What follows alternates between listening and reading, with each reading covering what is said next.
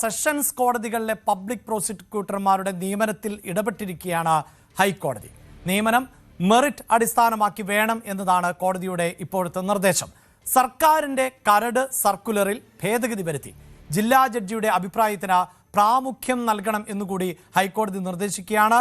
നവമി ദിനേശ് ഉണ്ട് ഈ വാർത്തയുടെ വിശദാംശങ്ങളുമായി. നവമി, ഏതു പശ്ചാത്തലത്തിലാണ് ഹൈക്കോടതി ഈ പ്രാമുഖ്യം നൽകുക എന്ന പ്രയോഗത്തിലേക്ക് എത്തുന്നത്?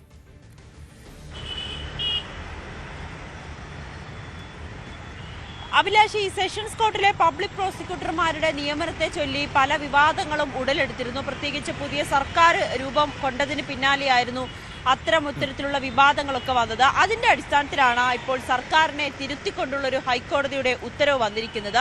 പബ്ലിക് പ്രോസിക്യൂട്ടർ നിയമനത്തിൽ ഇടപെട്ടിരിക്കുകയാണ് ഹൈക്കോടതി. പബ്ലിക് പ്രോസിക്യൂട്ടറെ നിയമനത്തിൽ മെറിറ്റ് അടിസ്ഥാനത്തിലായിരിക്കണം അത്തരത്തിലുള്ളൊരു നിയമനം ഉണ്ടാകുക. ഒപ്പം സർക്കാരിന്റെ കരട് സർക്കുലറിൽ ഭേദഗതി വരുത്തുകയും ചെയ്തിട്ടുണ്ട്. ജില്ലാ ജഡ്ജിയുടെ അഭിപ്രായത്തിന് പ്രാമുഖ്യം നൽകണമെന്നാണ് ഹൈക്കോടതി ആവശ്യപ്പെട്ടിരിക്കുന്നത്. സർക്കുലറിലെ പരിഗണന എന്ന പ്രയോഗം പ്രാമുഖ്യം എന്ന് തിരുത്തി, പരിഗണന എന്നതിലെ തിരുത്തി പ്രാമുഖ്യം എന്ന വാക്കാക്കുകയും ചെയ്തു. ഒപ്പം ജില്ലാ കളക്ടർമാരുടെ അഭിപ്രായത്തിന് ഇനി മുൻഗണന ലഭിക്കില്ല. അപേക്ഷകരുടെ പശ്ചാത്തലം പരിഗണിക്കുക മാത്രമാകും ജില്ലാ കളക്ടറുടെ ചുമതല. ജില്ലാ പോലീസ് മേധാവികൾ പശ്ചാത്തലം പരിശോധിച്ച് റിപ്പോർട്ട് നൽകണമെന്നും ഹൈക്കോടതി ആവശ്യപ്പെട്ടിട്ടുണ്ട്. നിയമന പ്രക്രിയയിൽ ജില്ലാ പോലീസ് മേധാവിമാരെ കൂടി ഉൾപ്പെടുത്താമെന്ന നിർദ്ദേശം തള്ളുകയും ചെയ്തിട്ടുണ്ട്.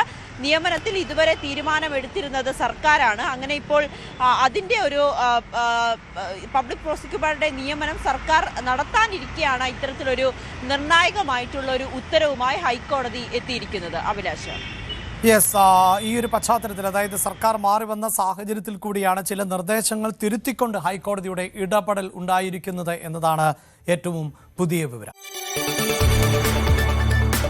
കൂടുതൽ വാർത്തകൾക്ക് news 18 Keralam YouTube channel subscribe ചെയ്യുക.